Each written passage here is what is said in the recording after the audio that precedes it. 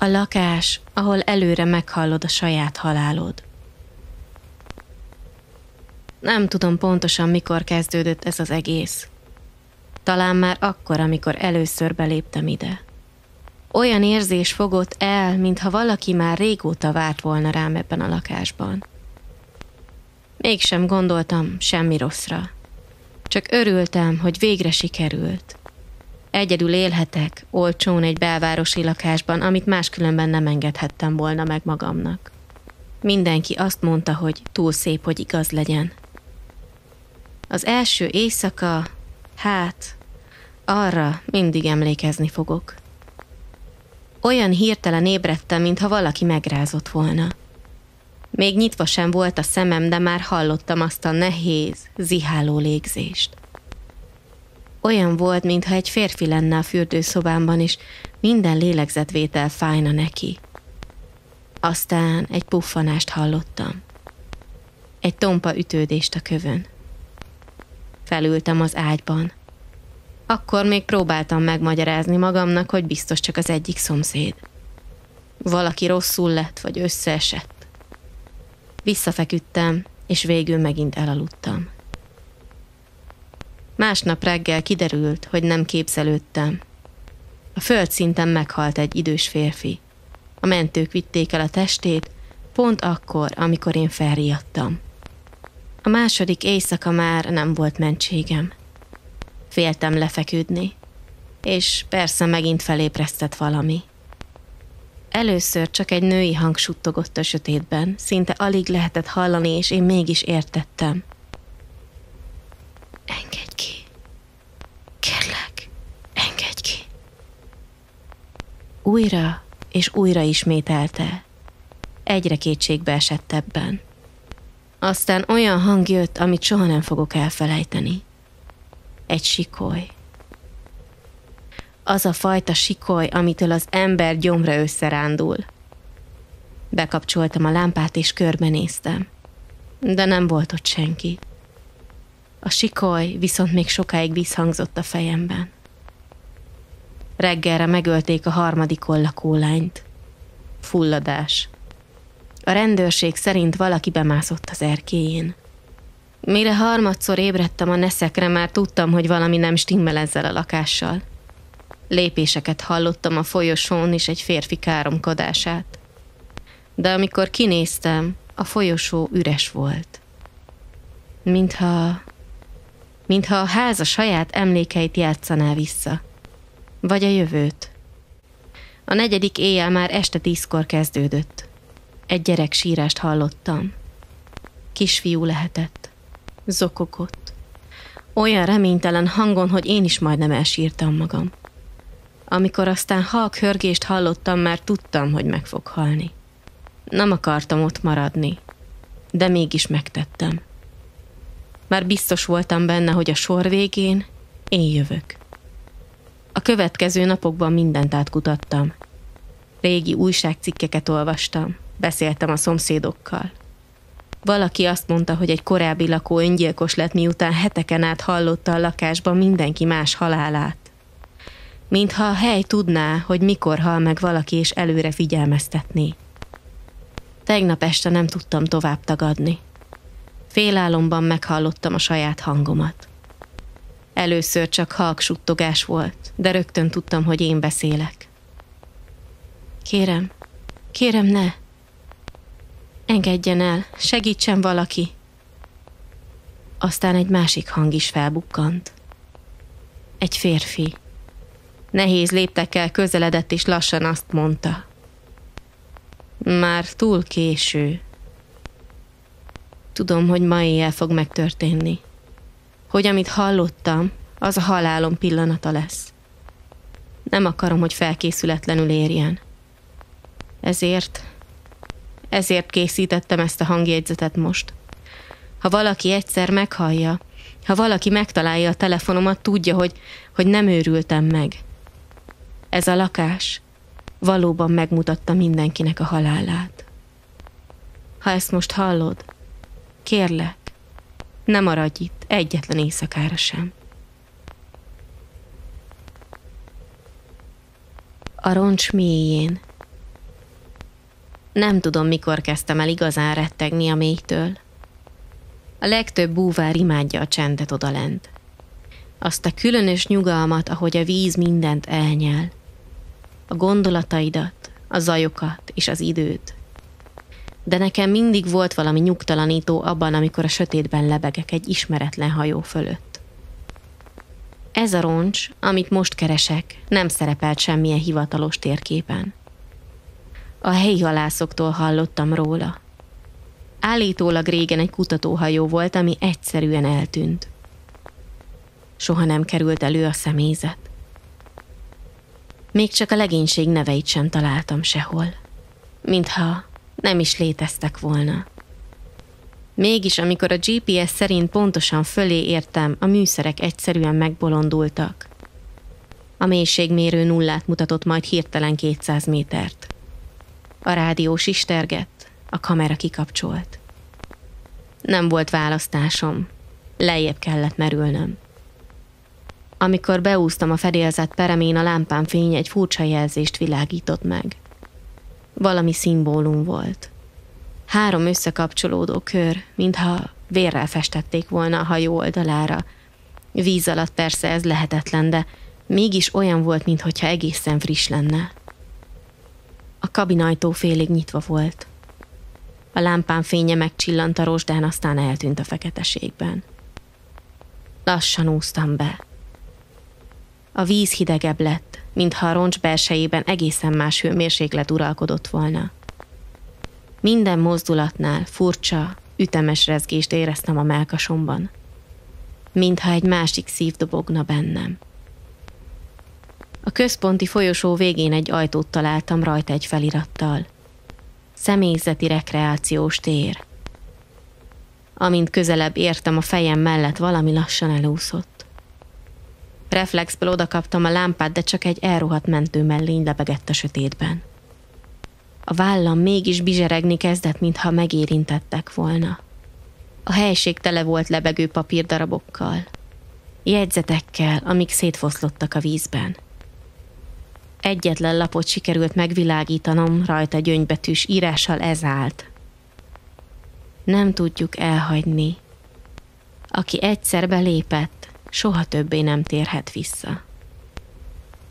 A kezem remegni kezdett, mégis tovább úsztam.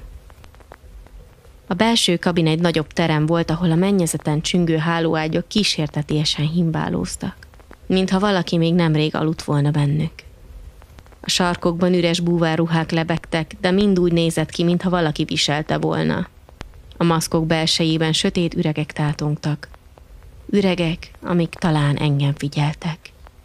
És ekkor meghallottam a kopogást. Először csak egyetlen ütés volt a hajótest oldalán. Aztán még egy. Végül ritmussá állt össze.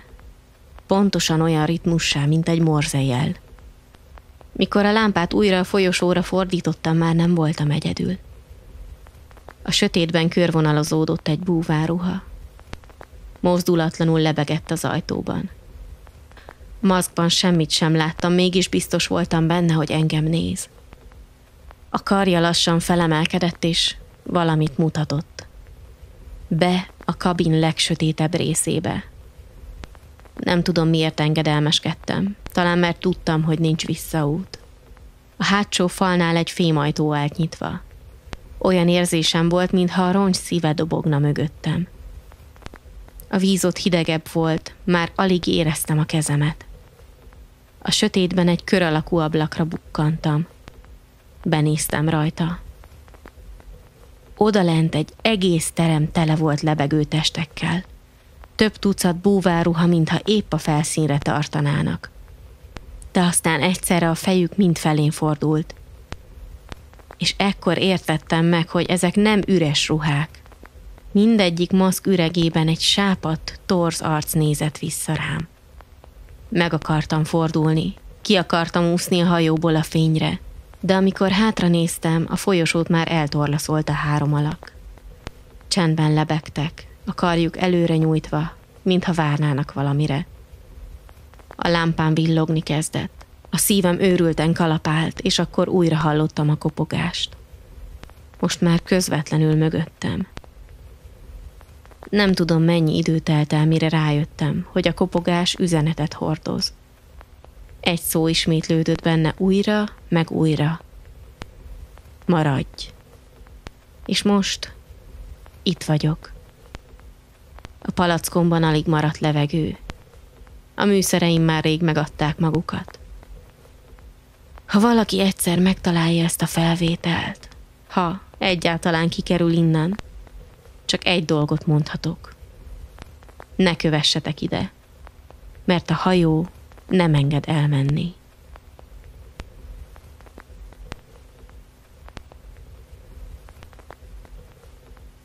A fekete ablakok árnyéka. Amikor gyerek voltam, azt mondták, hogy az árvaház, ahol felnőttünk, valójában egy régi kastély volt. Minden évben új nevet kapott. Hol a napfény otthon, hol a reményháza, de mi csak úgy hívtuk egymás között, hogy a fekete ablakok. Talán azért, mert ha kívülről nézted, a felső szinten a nyílászárók mindig sötétek voltak, mintha soha senki nem lakott volna ott. Emlékszem, amikor először vittek oda, 6 éves voltam. Az anyám nevét már elfelejtettem, de a ház folyosóinak szagát, az soha. Doh, régi mész, és valami, amitől a hideg futkosott a hátamon. A gyerekek mindig suttogtak a 3. emeletről. Azt mondták, néha éjjel hallani lehet, hogy valaki körbejár a szobákban, és a kilincseket próbálgatja. Ha elég sokáig figyelsz, egyszer majd a te ajtódon is megáll a keze. Évekig rettegtem. Nem láttam semmit. Nem hallottam semmit. És bíztam benne, hogy ezek talán csak mesék. Aztán egy téli éjjel, 12 éves lehettem, arra ébredtem, hogy a folyosón léptek visszhangzanak. Lassan, kimérten. 1, 2, 3. Próbáltam mozdulatlan maradni. A léptek megálltak az ajtóm előtt. Valaki odakint halkan szuszogott. A kilincs lassan lenyomódott. Nem tudom, honnan volt bátorságom, de mégis kinyitottam az ajtót. A folyosó üres volt, vagyis először azt hittem. A fal mellett egy kis régi széken ült egy kislány. Olyan fehér hálóing volt rajta, hogy szinte világított a sötétben. A haja a szemébe lógott, és nem mozdult. Te ki vagy? Kérdeztem tőle. A feje lassan oldalra billent, mintha meg akarna nézni magának. Csak halkan annyit szólt, hogy én is itt laktam. Mikor? Suttogtam. Mielőtt lezárták a felső szintet. A következő pillanatban pedig eltűnt. Nem úgy, mint egy ember. Nem futott el. Egyszerűen csak nem volt ott többé. Másnap reggel elmondtam a nevelőnőnek. Rám szólt, hogy ne terjesszek rémhíreket. Még egy 7 szilenciumot is kaptam büntetésként. De aznap este a szobatársam Ági felébresztett. Sírva kapaszkodott belém. Láttam a lányt, zokogta. A fehér ruhás lányt. Azt hittük, talán mi ketten vagyunk bolondok. Aztán mások is látni kezdték. Egyre többen. Mindenki ugyanúgy mesélte. Éjjel ült a széken, aztán eltűnt. Egy napon végül kiderült az igazság. A ház történetét a régi irattárból szedtem össze, amikor 16 évesen besúrantam a gondnok szobájába. A poros akták közt találtam egy vékony dossziét. A címe ez volt. Incidens. 1974. január 12. A lapokon egy név állt. Farkas Anna, 8 éves, fulladásos halál. Büntetésből egy szekrénybe zárták. Nem nyitotta ki az ajtót reggelig senki. Attól a perctől tudtam, hogy a 3. emeleten lakott. Évekkel később, mikor végre elhagytam az intézetet, azt hittem, hogy megmenekültem. Új életet akartam, új nevet vettem fel, de az emlékek nem hagytak békén. Mert tudod, Sosem mondtam el senkinek, hogy azon az éjjelen, amikor először láttam őt, volt egy másik pillanat is. Amikor a kilincshez nyúltam, valaki velem markolta a kilincset. Egy apró, hideg kéz. Most már tudom, hogy hiába menekülök. Azóta minden éjjel érzem, hogy valaki figyel. Néha a szekrényemből halk szuszogást hallok. Néha látom a sziluettjét az ágyam mellett. És most azért készítem ezt a hangfelvételt, hogyha valaki megtalálja, végre kiderüljön az igazság. Az átok nem a ház volt, hanem az, hogy hagytunk egy ilyen tragédiát elfelejteni. Mert aki egyszer ebbe a házba belép, az soha többé nem megy el innen.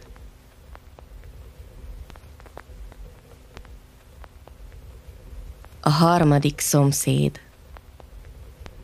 Amikor először felmentem a lépcsőn, rögtön tudtam, hogy ebben a házban valami nincsen rendben.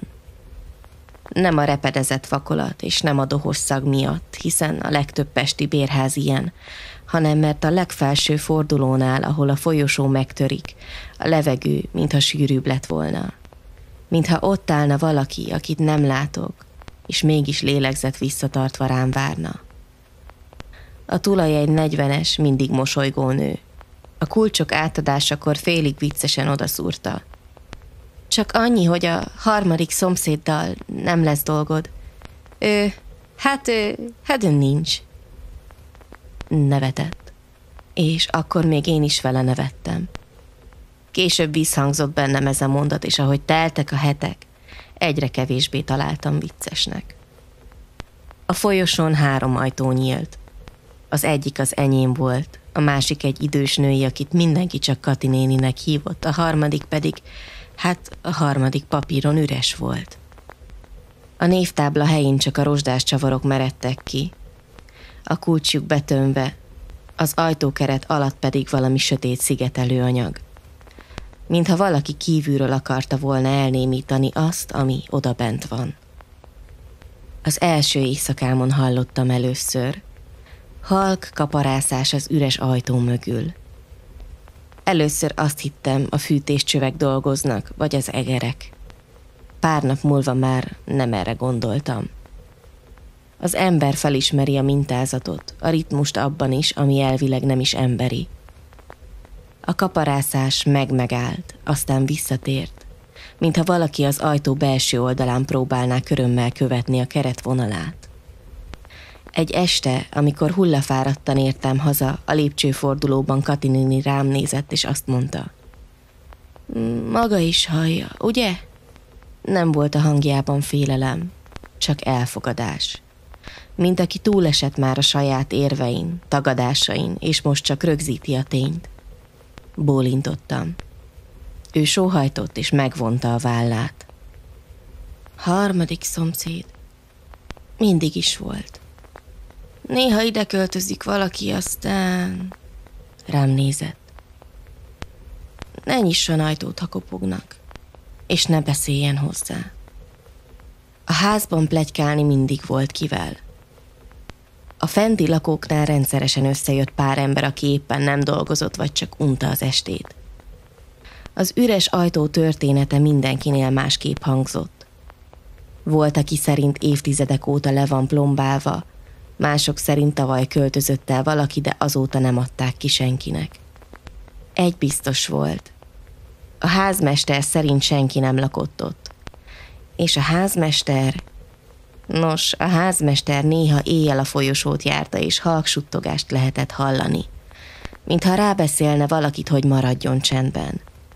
Aztán felhördült, csapódott valami, és megint csend lett. Egy csütörtöki hajnalon 2:30 lehetett, amikor már nem, vagy még nem alszanak az emberek, erős kopogást hallottam az üres ajtó felől. De nem az ajtón kopogtak, mintha a fal mögül kopogtak volna, és a kopogás közé időnként susogás vegyült, mintha a fal túloldalán valaki türelmetlenül simítaná végig a tenyerét a csempén. Felkeltem. Oda mentem az ajtómhoz, és onnan a kukucskálón át bámultam a sötét folyosót. Egy darabig semmi. Aztán mintha a fény megmozdult volna az üres ajtó réseinél. Egy halvány, szürke, élőnek túl rideg derengés. Kint nem járt senki. Mégis árnyék vetült a falra. Valakié, aki túl magas volt ahhoz, hogy ember legyen, és túl keskeny ahhoz, hogy embernek tűnjön. Másnap Kati néni eltűnt. Egyszerűen nem nyitott ajtót senkinek. A házmester hosszan dörömbölt, aztán hozta a pótkulcsot és bementek. Nem találták. Az ágya vetetlen volt, a rádió halkan szólt a konyhában, a teáskannában megposhatta víz. A rendőrök szerint eltűnés és semmi különös. Nekünk, a ház lakóinak feltettek néhány kérdést, aztán elmentek. Én még aznap este, amikor megint hallottam a kaparászást, egyszerűen nem bírtam ki. Odaálltam az üres ajtó elé, és halkan azt mondtam. Kimaka. A kaparászás hirtelen abba maradt. Aztán visszakopogott. Nem ritmusosan, nem úgy, hogy ki tudjam betűzni, mit mond, inkább, mintha utánozni próbálna engem. Mint amikor a gyerek visszamondja a hangokat, nem értve a szavakat. Megborzongtam. Tudtam, mit tiltott meg Kati néni. És mégis valami kényszerített, hogy folytassam. Éreztem, ahogy figyel. A levegő nehezebb lett az ajtó előtt, és egyszerre jéghideg. A házmesterrel másnap beszéltem. Feszült volt, mint mindig, hogyha ez a téma feljött. Nem lakik ott senki, vágta rá azonnal, mielőtt még kérdezhettem volna. Le van falazva, értik? A fal mögött pedig nincsen semmi. Akkor mi ez a zaj? Kérdeztem. Elfordította a fejét. Régi csövek. Mindig csinálnak ilyet. A szemében volt valami, ami azt mondta, hogy nem lehet kinyitni az ajtót, vagy hogy sosem fogjuk megtudni. Én mégis meg akartam. Hülyeség vagy bátorság? Talán mindkettő. Vagy csak biztos akartam lenni benne, hogy nem őrültem meg. Egy szombati napon, amikor a házban nagy volt a jövésmenés, a házmester jóindulatúan átadott egy rozsdás szerszámos dobozt. Ne nyúljon semmihez, csak nézze meg. Ezt mondta. És én egy másik régebbi lakóval, Lacival leszettem a régi ajtó körül a tömítőanyagot. Nem volt könnyű. Olyan volt, mintha rétegekben dolgozták volna bele az anyagot, fentről, lefelé, újra és újra. Ahogy egy centit hátrébb faragtunk, furaszag csapta meg az orrunkat. Nyírkos, földes szag, mint amikor pinceajtót nyitsz, amit évek óta nem nyitottak ki. És akkor jött a hang. Nem kopogás. Egy rövid, rekett levegővétel. Laci hátrafordult, rám nézett, és azt mondta, oké, ezt hagyjuk abba.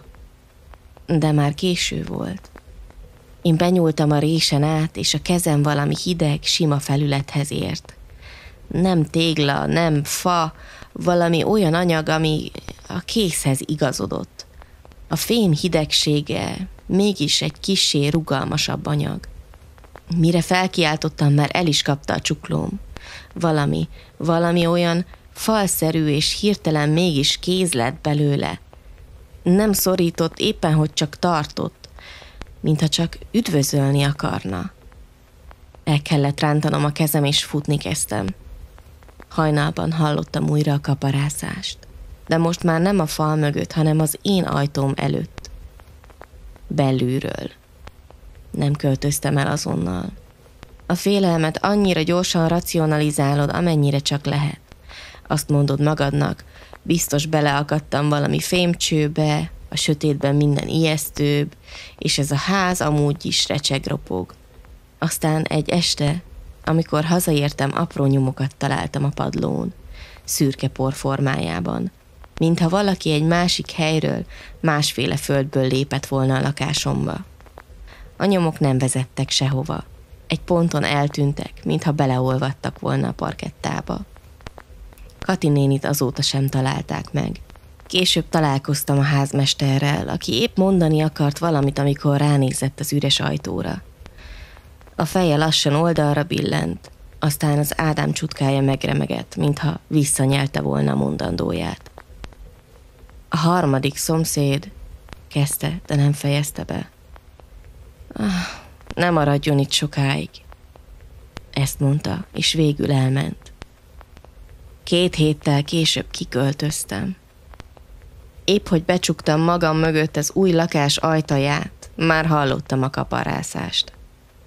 Nem a szomszédból, hanem a falban. A falban, ami mögött nincs senki. A falban, amit én választottam, ami a saját otthonomé. Azóta tudom, a harmadik szomszéd nem lakáshoz kötött, és nem is emberhez. Olyan, mint egy pont egy térképen, amit ha egyszer meglátsz, már soha többé nem tudod nem észrevenni. És ha egyszer ránéztél, már ő is tudja, hogy te hol vagy. A fekete fenyő. A nagymamám temetésén minden olyan volt, mint gyerekkoromban.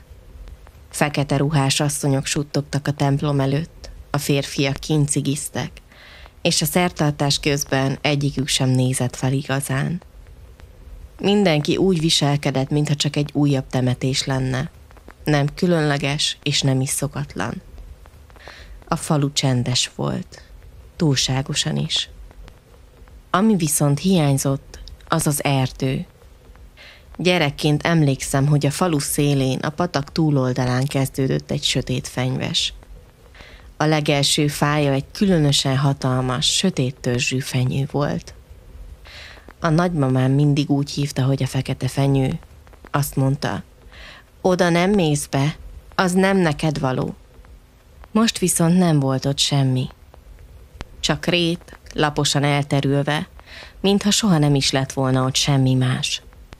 Kérdeztem a régi szomszédot, Gábor bácsit, hogy nem volt itt valaha egy erdő? Itt? Nem. Ez mindig is mező volt. Válaszolta, mintha teljesen természetes lenne a kérdés. A tekintetében semmi bizonytalanság nem volt. Mintha soha nem is létezett volna az, amire én így emlékeztem. A temetés után visszamentem a nagymamám házába. Az asztalon egy boríték várt rám rajta a nevemmel. Felismertem a kézírást. A levél rövid volt. Ha visszahív, ne menj. Ha nem hív vissza, akkor meg pláne. A fekete fenyő nem erdő, az egy kijárat. Mi innen nézzük, ők meg onnan. A papírnak fenyőgyanta illata volt, amit teljesen megmagyarázhatatlannak éreztem. Olyan erősen áradt belőle, minthogyha épp most tépték volna le egy fáról. Aznap éjjel nem tudtam elaludni. Kimentem a faluból, végig a patakig. A mezőn túl semmi nem mozdult, de a levegőben mégis ott volt valami feszültség. A rét közepén egyszer csak megéreztem a fenyőgyanta illatát, pont ugyanazt, amit a levélből is. Behunytam a szemem. A szél megmozdult körülöttem, és amikor újra kinyitottam, az erdő ott állt előttem, a patakon túl, pontosan ott, ahol gyerekkoromban is. A fák sűrűn álltak, sötétek és magasak voltak, és ott volt ő, a fekete fenyő. A törzse vastagabb, mint emlékeztem, a kérge repedezett és mély, árnyékot vetett még a sápadt holdfényében is. Tudtam, hogy nem kéne közelebb mennem, de mégis megtettem. A fenyő alatt, a gyökerek között apró tárgyakat láttam. Egy hajcsat, egy műanyag katona és egy rozsdás biciklikulcs. Olyan dolgok, amiket gyerekkoromban veszítettem el. És ott volt Tini hajcsatja is. Az a rózsaszín pillangós, amit aztán sosem találtunk meg. Timi évekkel ezelőtt elköltözött, és nem tartottuk a kapcsolatot. De a temetés napján megláttam őt a templom előtt. Rám nézett, és suttogva csak ennyit mondott. Ne menj ki a határba. Nem emlékszel. De ők igen. Ahogy egyre beljebb mentem az erdőbe, a levelek zörögni kezdtek. De nem úgy, mint a szélben.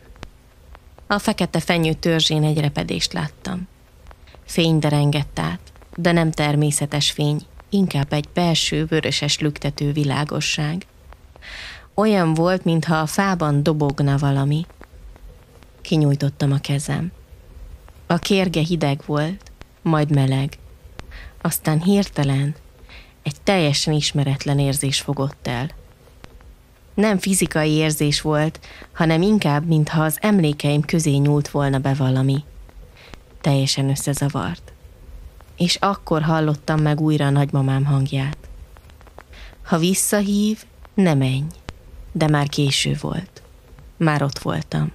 A gyökerek körül gyerekkori képeket láttam.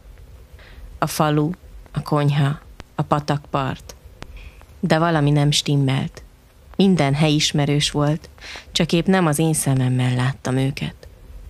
A fenyő emlékezett rám, és most én is emlékeztem ő rá. És másra is. Timi hangját hallottam a fejemben.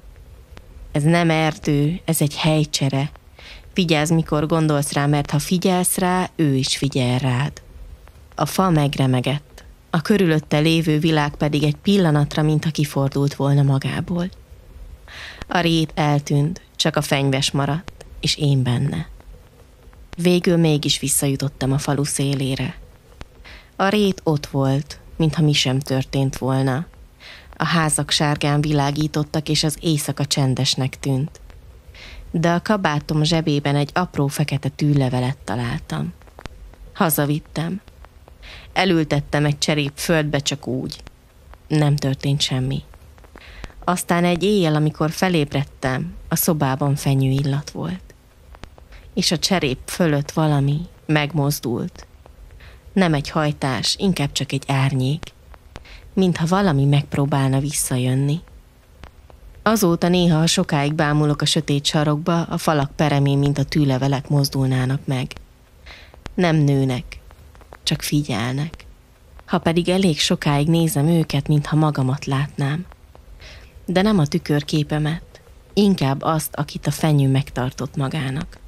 Azt a másiként, aki nem jött vissza.